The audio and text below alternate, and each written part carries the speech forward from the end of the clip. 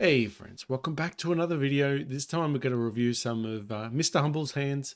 Welcome, check his channel out as well. Please like and subscribe this video as well and his channel. Get in there, he's got a bankroll story to tell. And yeah, anyway, he puts a lot of effort into his videos, so just appreciate his work. Anyway, wants me to review his hands. Let's do this right now. So in this position, what would you do? Give yourselves a couple of seconds. So yeah, just pause the video. All right, so what I would do typically would be a ton of folding. Reason is you've got Taunter in the big blind. We don't even finish the action. So whenever you think about squeezing in this spot, usually you want to do it from the big blind because you're the last one to pretty much act. But you have Taunter with 241 big blinds. What are you going to do when he raises over the top? Say if he raises over the top, that is huge strength because you've got a short stack. So the plan is, what are you going to do ahead? So if you bet here, uh, Taunter raises or shoves over the top, what are you going to do? You're going to be a ton of folding. So you're just pretty much just throwing big blinds in the air and you just don't want that. And if we raise, that's fine as well. But I don't really like it that much. It's really, you got to ask yourself too what type of opponents you're playing against. So you got a short stacker, which either what I personally find with short stacks is you're either going to find them with a tight range, looking at just once they're in the hand, they're going to shove and make you call all the way. This is the reason why it's so important to make note of that, because if Taunter or T raise you, it just screams strength because a short stack will make you have to win the hand. So you'll have like zero fold equity at the end of the hand. Hopefully that makes sense. That's this situation. All right, so I like the sizing but I don't like being in this hand because you're going to be out of position. So this is what's going to happen a lot of times. You're going to miss the flop. Good the short stack actually folded though in a sense, but you'd rather probably T to fold and the short stack to call. It really depends because the short stack was a cat's range because they only called behind. Okay, so what do you do now? All right, so I think he goes for a third quarter bet. Always think about why you're doing a third quarter bet. Don't do these type of bets. Don't do these type of bets just because you see people do them and you think it's great. So think of it this way. Think about what your opponent's going to be calling with, right? So always think about what type of hands do you want folding? Do you want them to call? So what type of hands could he have? He could have probably, you could probably wipe out ace king. He could probably do a lot of raising there, but in the micros, I've seen them do it. They don't four bet big enough, right? So they don't four bet wide enough. That's why we can three bet relentlessly in the micros, especially 2NL and 5NL. But anyway, so let's just say ace king's out of his range, but it's still borderline because people don't know how to play ace king. He might not have raised ace king, and he's got position as well, so he might be playing a bit more trappy. Okay, so anyway, what do you do? So he bet for the third bet. So he went for a third bet and he called, missed again. So nothing actually changes here. You either got the best hand or you got the worst hand here. So where your head's at supposedly has got to be thinking, does my opponent have ace jack, ace 10, ace, like some type of draw maybe? Uh, is ace 4 even there? There's so many types of different hands you need to be thinking of. There's a lot more combos of draws, I'd say. There could be a 3 in his range. You could have a 9, even pocket 9s, I guess. But with a set, you'd think you'd raise pre-flop because then it's the flush draw out there. So and there is small draws out there, but you did raise, so you're a bit polarized as well. So you should be top heavy. So you could see this board does not help you at all. So for me personally, the route I would take, I'm not saying it's right or wrong. You make your own choices up here. So I'd love to go for a bigger bet for the flop and try and get him to fold out most hands there. He's going to fold out a lot of small pocket pairs. You think about it this way: what are you playing with aces and kings here, and go from there. And if he calls, that's fine. Probably don't put anything else in the pot and probably slow down. I think unless you've got a good read on this opponent, you know exactly what he's got or what he's capable of. I think not putting anything else in. But after you put the third quarter bet and he calls, he can be still quite wide. He could be chasing. So if you think he's still got the best hand here, the 3 comes out. I'm more than happy for another bet. So the reason is, you could be still beating ace 10, ace jack. not ace nine, but you could still be beating the drawish type hands as well, like your aces and just random club draws. So the jack comes out. It's a bit of a danger hand here. So this is perfect. I mean, it's a danger hand in the sense that you don't know if your opponent's got a lot of jacks, but also you might have a lot of jacks. You could be screaming ace jack. You did sort of squeeze. So a lot of hands people squeeze with is like ace jack, king jack, those type of hands. So this jack actually helps your range. So shoving here is probably fine. Just think about what your opponent might actually have. So based on your betting, so because you've bet the flop, you bet the turn, does he have a nine? Is he going to fold a nine out if you shove? Because you're repping a jack or you're repping aces and kings here. So yeah, these are the questions you need to be asking yourself. So I think you went for a check here. Okay, so you checked and he checked and he called and he showed 4 queen clubs. She should make actually a note of that to say that he's actually a weak player.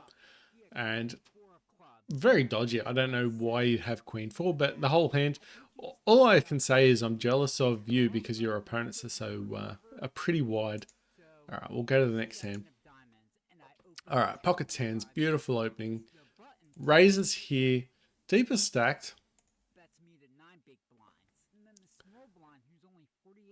All right, waited for your opponent. So right now, right. So what are you thinking now? This is a spot where short stack again. This is similar to the ace queen. So you've gone from a marginal, a strong hand, and now someone's raised you, and then someone's four bet as well. And what you find in, especially in the micros as well, a four bet usually screams aces and kings. It's pretty much a trap though to think that way. But at the same time, short stacks do generally bet randomly, and bad players can turn up with any two cards as well. So you need to categorize. The big question here is you're out of position against Karmas as well. So you need to be thinking about, he's an aggressive player. So you could probably four bet here. Probably charge his ace king, ace queen, ace jacks to catch up. So four betting here is not out of the question. But what are you going to do about it? And the problem is now the short stack is now bet as well. So I could typically fold here and be happy and move on because the short stack moving in, you're in a sandwich, and what are you going to do if you call here and say the most aggressive person just shoves here and then the short stack shoves? You might be able to beat the short stack or you might be able to beat Karmaz, but to beat both of them is a little bit of a hard question to ask. You need a lot of help. You probably need a 10 to win this hand. You need a lot of luck, actually. So I'm not a fan of this calling. So he calls. Karmaz folds, was actually good for you. It makes the hand very easy for you. You could see that Karmaz probably had like an ace high, and this is the same reason why you four bet against them, the really aggressive players, because you punish them for three betting too wide. And you can do that as far down as as you want. Just four bet. If they're going to fold to four bets relentlessly and only play aces or kings in this spot, you can. That's just you exploiting them, even with tens. It's not going to be pretty every hand because you just don't know what your opponent's got. As you can see, short stack bets. This is like a 2-to-1 ratio. SPR, it's just so easy to call. It made it so much easier, but Karmaz was in the hand.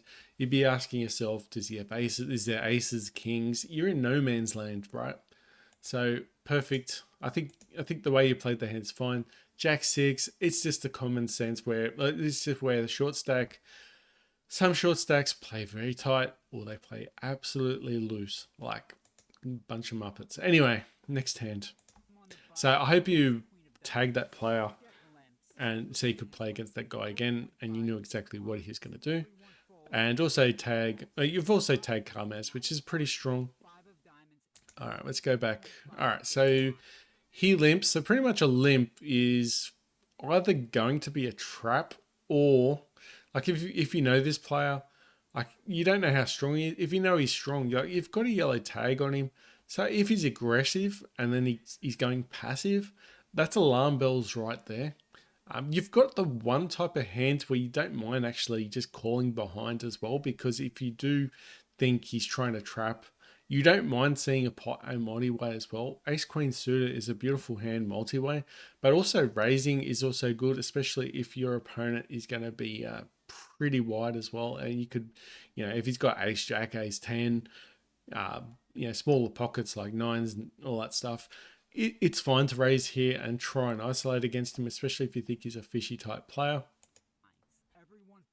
So you've still got, you still have the blinds to worry about.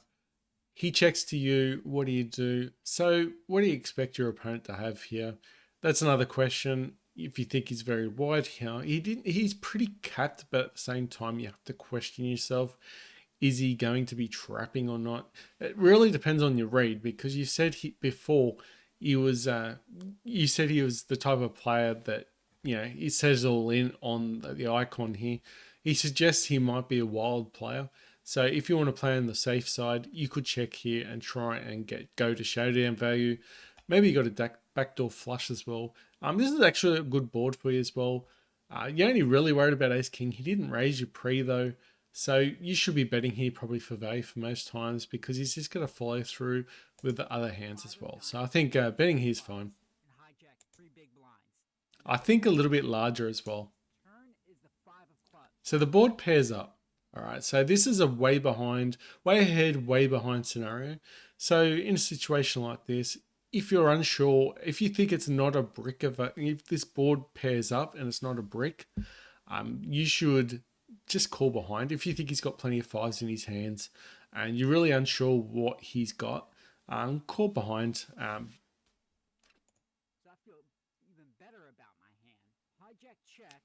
So you go for the bet and he goes for the shove. All right, so this is the question of how many bluffs do you think he has? Is he capable of doing this with any two? I mean, you've tagged him, so you should know this player better than me, but in a sense, sometimes it feels like they do this with only Ace King and they're trapping. They could do this with the 5. They could do this with a set of 9s. They could do this with King Jack. They could do this with pretty much any two. Goes all in. I mean, the safe bet's the fold, but if someone's really got a 5 here, are they really shoving over the top with this hand? I mean, could his Ace King be freaking out as well? It's just a really bizarre play, and it's really hard to know what to do. But some people will get a shove here, and they're just gonna have a random pockets, just random pocket pairs, just hoping to get your kings to fold. Remember, on the flop, you bet really small as well, so you've probably smelt weakness. You under-repped your hand a little bit here, so you probably introduced more bluffs in his range, so you could go more to the calling stage. You can't be exactly 100% confirmed that you're just going to call and run into a 5. This type of player could be really trappy, but at the same time, he did bet one big blind at the start, so he could have a 5 in his hand. Your guess is good in mine, but you pretty much just got to count down, try and count how many hands you beat, how many hands. I think because you're under-wrapped, I think you could easily call this, but at the same time, I don't blame you for folding this one. And because the icon, I guess it's pretty freaky, but you could easily call this thinking that, he could have just any two randoms. It feels trappy though, doesn't it? The whole hand felt trappy. So I don't blame you for folding here. The whole one big blind at the start, just question mark. So if you're unsure, folding is probably best. Ooh, hold on. So you opened up, that's fine, perfect. All right, so right now, right this instant, same thing again, similar to the 10s and the Ace Queen offsuit. You're out of position here. You don't close the action down. You've got a marginal hand, you've got a suited connector which plays very well. But the problem here is, so if you play out of position with 9-8 and it's going to be a bloated pot, they're going to charge you for seeing your full equity. So they're going to charge you for seeing the turn card and the river card. You might get, you might get a backdoor flush, you might get an 8, or you might get a random card. But it's going to be, if you get the dream board, you might flop a straight, you might flop a flush, you might flop a mega draw. they're the easy ones to probably just get it in and just gamble, and then you'll be fine. But once you have a marginal hand, you're going to be shut down a lot of the times. You're going to be doing a lot of check folding on the flop. I don't like playing out of position with 9-8 suited, especially when in a sandwich situation, because you've put money in, but you still don't know what the button's going to do after. All right, so this board here, so the original Razor checks, so it's a bit of a question mark there, but at the same time, his check still could mean strength here. So just because he checks here doesn't mean he's actually weak. It's a three-way, multi-way pot. You've got an 8, you've got a backdoor flush. You should be doing a ton of checking here. And this board really hits big blind very well. I hope you didn't bet there. You didn't, that's fine. So it goes check, check. Be interesting to see what the big blind does here.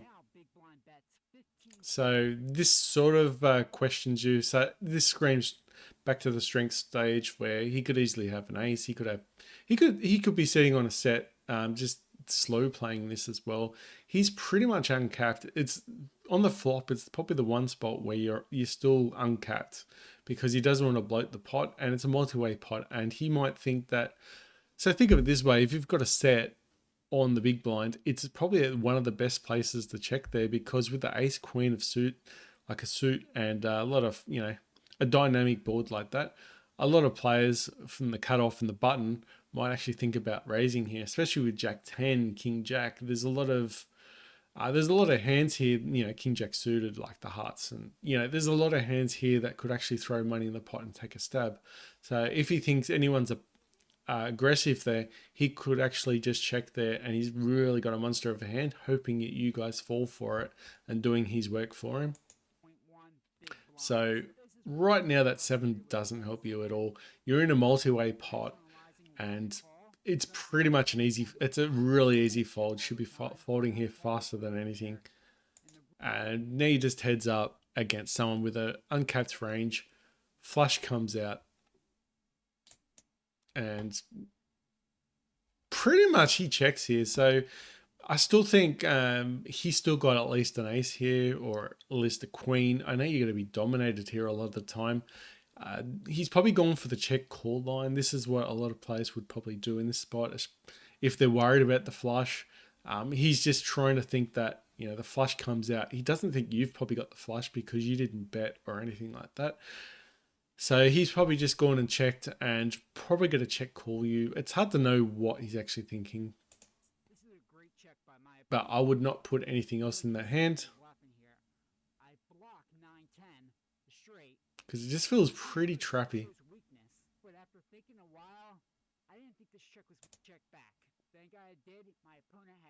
All right, so he calls it queens. Okay, there you go. He felt trappy. So he was trying to just induce. Not all checks are weak, all right? Just remember that, especially in a throwaway pot.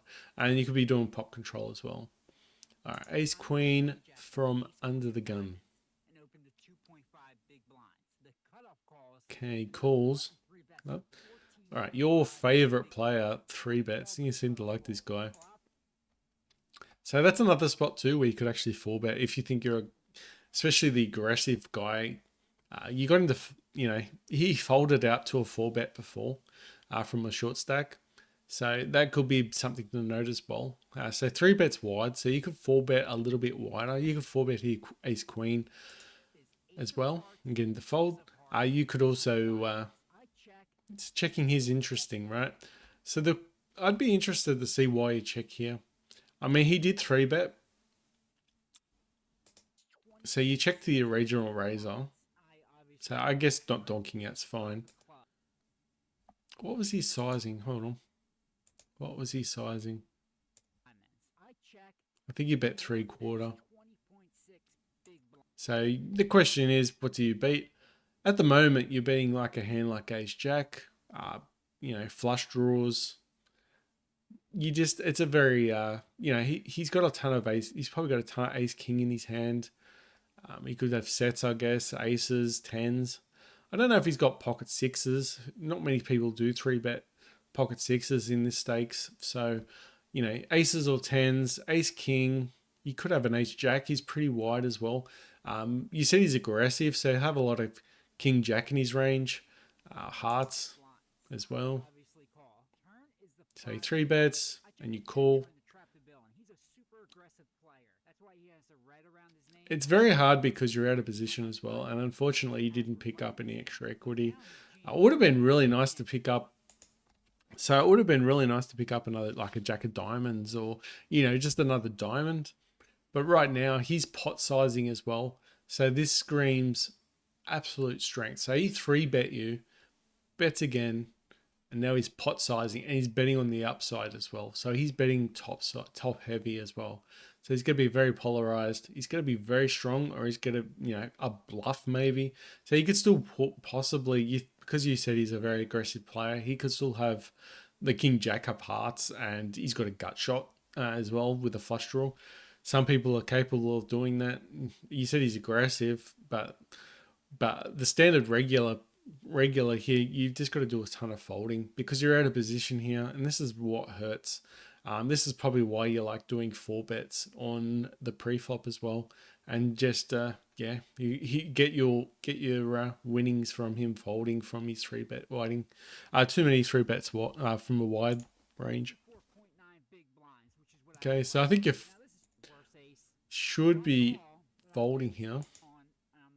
Okay, so you ran into tens. That's unfortunate. But yeah, I would have folded top heavy bets there.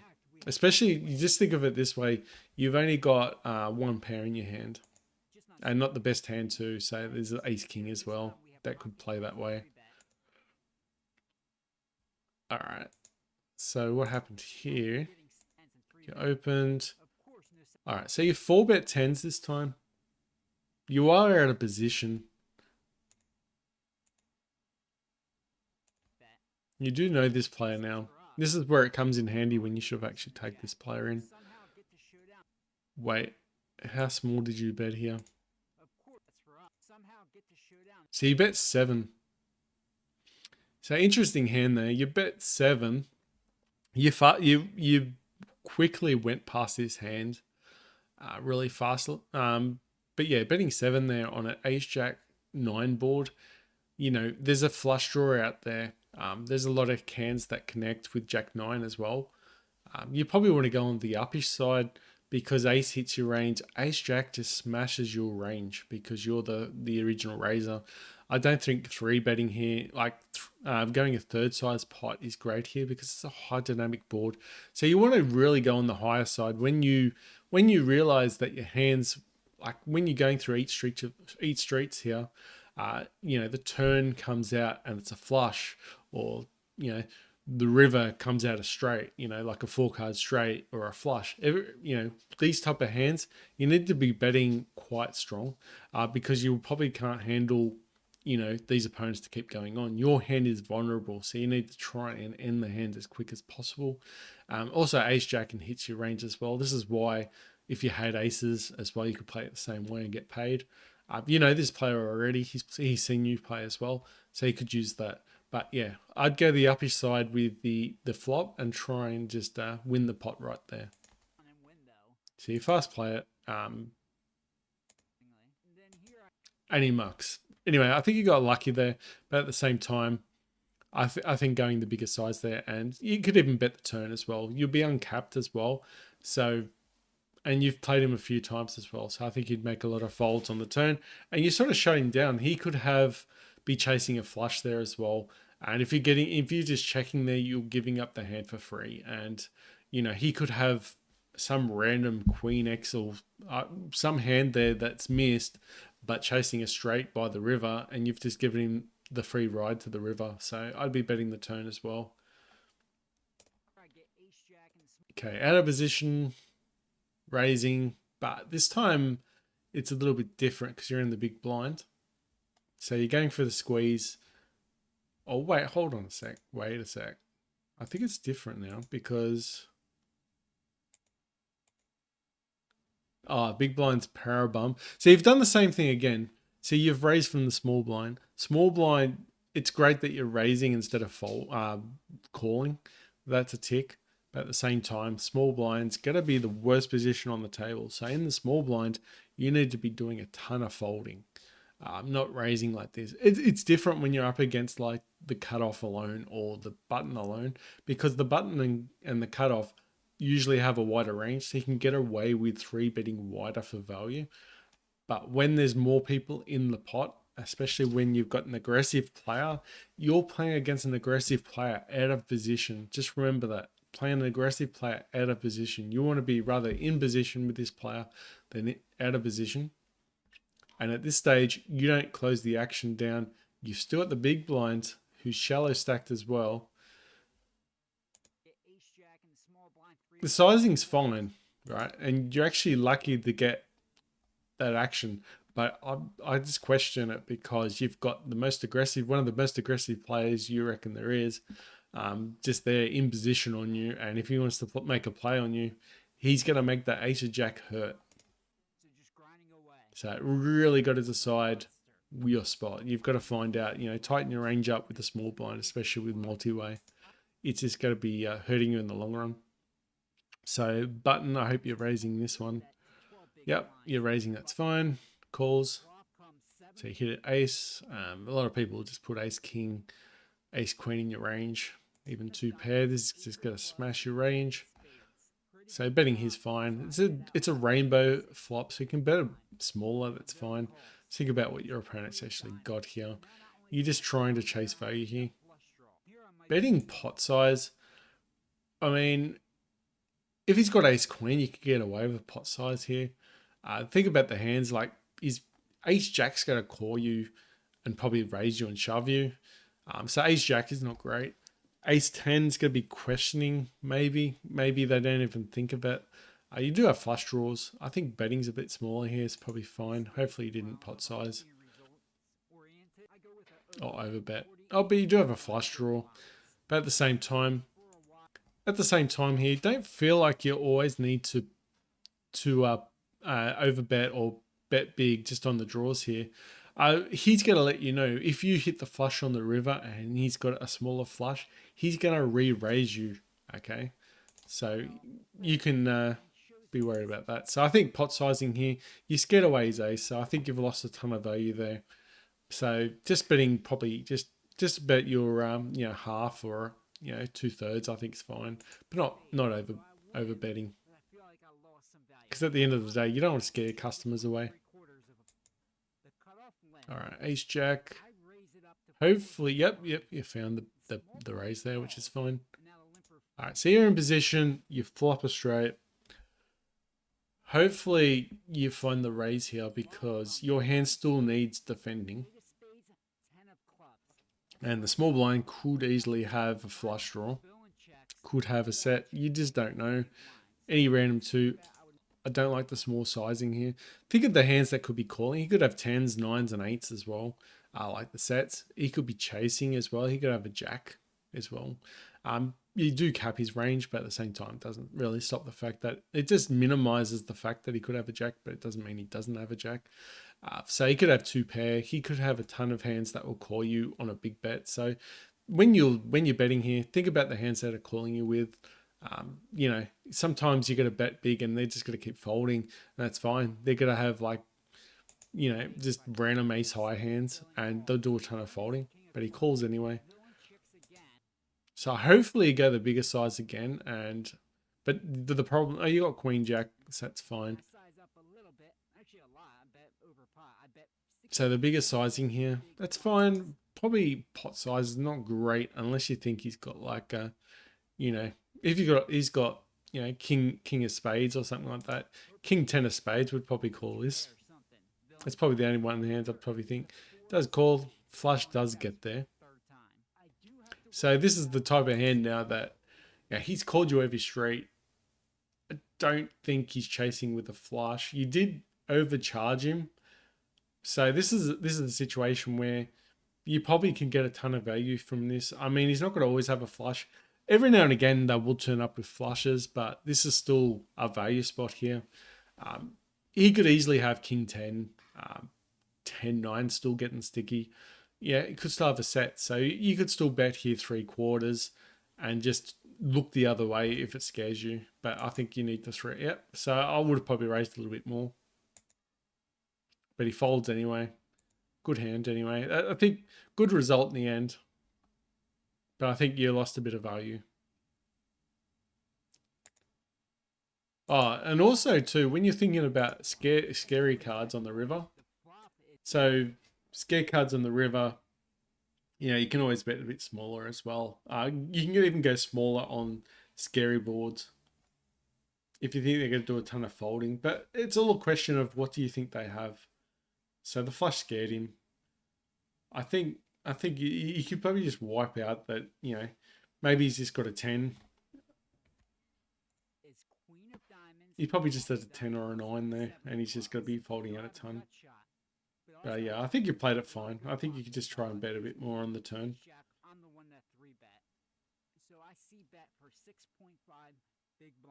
Oh, actually, it was the flop. I think you bet small on. All right, let's go quickly back. Sorry, just going through. So what was pre-flop action?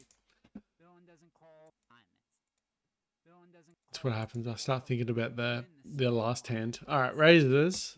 You're in the small blind again. Short stack as well, so he should be a weaker player. Betting probably be a bit larger, but that's fine. You're up against a weaker player.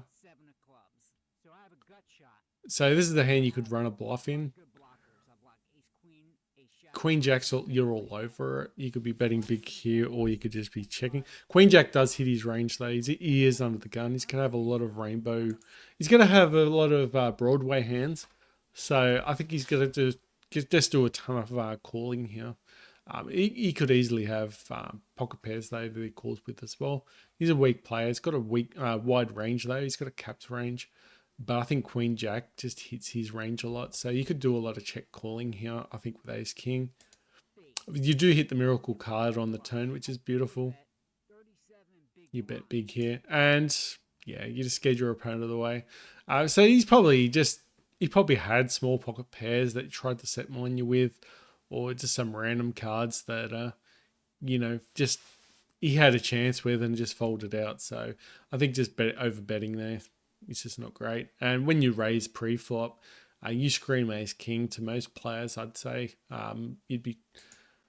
Yeah. So, anyway, you won the hand. King 9. Okay, here we go. So you're playing against Talon solo and Kev solo. Alright, so personally, I would probably fold this hand because you're going to be out of position. Yeah, I would fold out that hand because you got King 9 offsuit is not a great hand. It really depends on the type of player you're playing against. So if you've got a really fishy player, you could question playing this hand, but you just don't know. I mean, if you don't have him tagged or anything like that, he's probably an unknown. But anyway, I think going for the fold is a bit better. You're going to have a lot of these check folding situations, but you call. Big questioning why you actually call there as well. I mean, you've got 1 over, 1 under, I guess, but you're still out of position. I guess I wouldn't personally be in this spot with King 9. I like to have 2 overs at least. He checks here, which is interesting, right?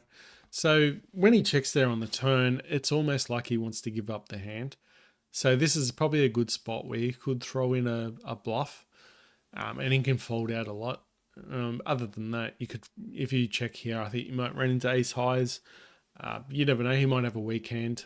He might have hit with a 2, a 5, 4, a 6, or a 10. But at the same time, checking there on the turn, it's a flush draw as well. So it's a case of, has he hit a straight by any chance, or, you know, has he just given up? So I think a lot of hands there will want to bet. So I'd like to bet here. So good bet, I think. You think you picked up on the weakness on the turn, and he calls with King 10. So he played it very passive. I don't mind betting there on the river. Just the fact is, you know, he's going to do a ton of folding. He's going to have a lot of ace highs in his hands as well. So I think you get to fold out a lot of better hands. You know, what does King Queen do? What does King Jack do? Yes, he does have King 10. It stinks. I would have folded pre regardless. But anyway, I think going for the bet there on the river is fine. I'm not against that hand at all, apart from the calling pre-flop. And if you think your opponent's pretty weak and you think he's getting out of hand, you can do a lot of check raising as well. But it's just really strange he just checked the turn. All right, pocket fives. Do a lot of calling in the spot for set mining, hopefully. Okay, so it's not a bad board for you in the sense that he's going to be a lot more Broadway heavy, I guess. It's sort of hard to understand where his range is at the moment. He did have King 10. He did have King 10, so he could pretty much have pretty much anything at this stage. But he checks. So the Queen does hit his range, and you've missed your 5. Is it a scare card? Interesting, he checks there as well. So he checks the turn, and there's a flush draw again, but you do know previous hand he did have a hand. But in this case, he's going to have a lot of ace highs again. He's going to have a lot of king highs this time, a lot of jack 10, a lot of junk in his range, and you just gotta have him beat with all his junk, and I just can't see him having a strong hand. I mean, does he wake up with a queen here? Maybe. You could probably just thin value bet here and check, like just thin bet and fold maybe. But I just can't see anything here making sense. I think betting 2 or 1 here is fine. I think you played this hand relatively good. And I think you folded anyway, so I think you played the hand fine. Don't be afraid to bet even smaller. One big blind he might call. But I think the sizing's fine. All right, King Jack, your friend again. He just seems to find your spots, doesn't he? All right, I can see he's going after you, it feels like almost. So you can see where I'm coming from when I'm saying light 4 betting. You need to start opening your ranges up for light 4 betting because you think that, you know, he did this with pocket 10s. You know, what are you going to do? I mean, he did it. He could do it with a whole range of stuff, ace highs, king highs. It's a lot harder to call than it is to raise. Just remember. So you need a lesser hand to raise with, but a stronger hand to call with. Because you need to beat their hand if you're calling. And now he calls behind. So the big blind calls, and now you're in a sandwich. So hopefully you find the fold button because Mr. Aggressive, you do close the action down, but at the same time, you've got a marginal hand. Doesn't play well that well post flop. And yeah, the deeper stacked, I get that. But at the same time, you're out of position with a marginal hand. I'd probably do a ton of folding here, especially with the unpaired hand. You know, if you had that ace queen suited hand, more than happy to go in. But this hand will need a lot of help. So I wouldn't have minded seeing a raise for betting just because the action you've seen Kamez do previously. So he's going to do a lot of 3 betting against everyone, which means you can do a lot more like 4 betting against him as well. And you'll win him, get some folds. You got one of these miracle flops where you do have a gut shot. So against 2 deep stackers now, it's not the worst. So if you hit a 10, you could possibly triple up against these players. But I'd be doing a ton of checking here. But if you think your opponent like Kamez is getting out of control, you know, you do a lot of check raising as well. But yeah. So you hit a king, but at the same time, right, everyone else, your friend Kamez there, he could have ace king, he could have king jack as well, he could have king queen. A lot of people there, multi-way pot will be checking there, not for weakness, but just for pot control. So you bet small just to see where you're at, which is not usually a good sign. You're still drawing to a stronger hand, right? So your hand doesn't need protecting, right? So someone else like an ace king, their hand probably needs protecting because there's a flush draw, there's a straight draw out there. Their hand needs protecting. Your hand doesn't really need protecting. So you could just check behind here. I'm sure he could have, you know, a queen queen jack or something like that. You don't want a queen to come out in the river. But with someone following behind, I would probably more likely just check behind. I'd just check there and see a free river. And if Carmare's checked there on the river, on the turn, sorry, then you can probably bet for value. So I'd be betting here for value now because he didn't really throw anything else. He's got a capped range as well. He could have a lot of weaker kings. He could have a queen in his range. Probably bet on the smallish side because I don't think he's going to have a strong hand to call with. So he's not screaming strength. So he's not saying he's got, Jack 10. He's not saying he's got that unless he's playing some trappy line. So you could go the smallish line and get like an ace queen to call, or, a queen to call, pocket tens. You think about the hands you want to call, want them to call with. So you'd probably go smaller than larger here. If he's got a hand, you just got a mediocre hand here, and you want to just go on the smallest side. And you go on the smallest side, and that's fine. Happy with that one. Just pre-flop though. Just the only thing with pre-flop, you multi-way pot. The question is, what are you gonna do? You saying he's aggressive as well. This time he didn't wake up with a hand, but you got to be put yourself in a lot of spots where you got to be questioning life pretty much, and they just gotta hurt you. You're just very lucky that I'd probably put a note down that the big blind was a weaker player as well. Just calling behind, probably more like a calling station almost. But I guess he didn't call the river though. All right, so bets. Yeah, that's fine. Hit top pair, top kicker, multi-way pot. You'll probably want to bet bigger because you got three-way pot as well. Think about the hands you want out of the hand. You don't want to string a hand long pocket sixes, pocket fives, ace five. You want to charge ace five. Actually, you want to charge ace five. You want to charge diamonds. You want to charge king queen, queen jack. If you bet large, you're probably going to get even pocket tens maybe to call. But once you bet small here, pocket nines, pocket eights, even pocket tens will call here. Pocket jacks, everything is calling. Pretty much all draws are calling. Multi-way pot as well. It's flaring with danger here. You probably want to go on the upside of things. So you want to go at least three quarters here.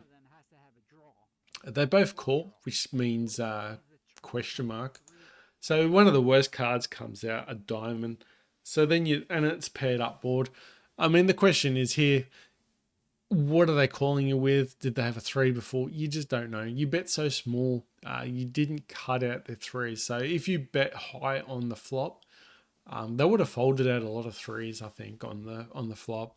But anyway, as played, now you've got a question mark. The flop. Now you don't have the nuts. You've got an okay hand. You've got a strong hand. I wouldn't even say a strong hand. You've got a medium hand now, because the nuts now is the book, and also the flush. So be interesting to see how you handle. Check is good. So everyone checks. It's fine. I think that's probably the best card on the deck for you now. Yeah, I just think the problem is when you just bet so small on the flop, you could bet for value on the turn, but once that three comes out on the turn, you're just asking yourself everything. And from the opponents that I've seen you do, like play against, they're capable of having king, queen, queen, jack, queen, 10. So on the flop and the turn, you should just be going pure value. So as this stands now, you should be getting stacks in. I know the flushes out there and all that stuff, but based on your opponents, you should be just getting the stacks in. There should be no question about it. You should be just going triple ways. These guys, against playing strong regulars, I don't think that's smart. But yeah, I think the smaller size on the flops really hurt you here. I think you just lost a lot on the flop and you lost a bit on the turn, and then you could have jammed in on the river. Yes, they're going to wake up a three very rarely, but it's going to hurt when they do. But they all fold. So they've probably got a queen in their hand. All right, a6. You do open. Hands are a6 to ace9 suited. Question mark under the gun. So you need to understand it's going to be a lot harder for you to make a straight with these hands. So they're not as strong as, say, your ace2s to ace5s. But ace2 suited also is a weak hand as well, because if you do have ace2 and 3, 4, 5 comes out, then you do get beat by people that hold, 6 and 7s and all that stuff. So anyway, you flopped top pair and you got a flush draw. How you play this is totally up to you. Betting small again. I mean, think of it this way, right? If he's got ace king or ace queen or ace jack, what do you think he's going to be doing? He's going to be doing a ton of calling. Say, and you're drawing to the nut flush. You're not drawing to a weak hand. You're going to get the absolute nuts. So you should be sizing up. You with your big hands, size up. With your weak hands, you can size down. Against your opponent specifically, I think they're not going to read into too much here. So right now, you should be thinking this is a way behind, way ahead scenario. Okay, so when you bet here, they're going to do a ton of folding, but they're also going to be calling with aces as well. They're also going to be typically folding a ton of pocket pairs. Kings, queens. Maybe a jack calls. Kings and queens probably do call, but at the same time, they're the hands that you're trying to target now. So you're trying to target, your pocket kings, which you could probably, the way they've played it, you could probably cancel out their premium pocket pairs. So you're probably wanting to go on the smaller side here now, because what your opponents have told you, they don't have an ace or a strong hand. So you want to try and just accumulate as much value now as you can. And I think it's just going on the smaller side, because they're not going to have aces here a ton of the time. All right, so he raises you. This is the question. Do you think it's still a small pot and he could be doing a ton of bluffs here? He hasn't screamed a strong hand yet. It doesn't make sense yet. So I'd be calling. And you're deep stacked as well. So hopefully you do. Yep, so you do a ton of calling. So he checks here. Hasn't screamed much strength. So I don't put kings in his range. I don't put pocket jacks in his range. I just think you're going to be beating a ton of his hands. I mean, maybe he calls with ace 10, ace 9, but even still, I think he's just going to wake up a little bit more. He did raise you on the turn, but I think it's a bluff. I just feel like a bluff there. Queen 10 does get there, I guess, but at the same time, I think you're just betting here for value. Probably going on the smaller side again, but he did raise you. So what I'm interested to see on the sizing, but I'd probably go on the smaller side this time. Just try and get his weaker hands to call.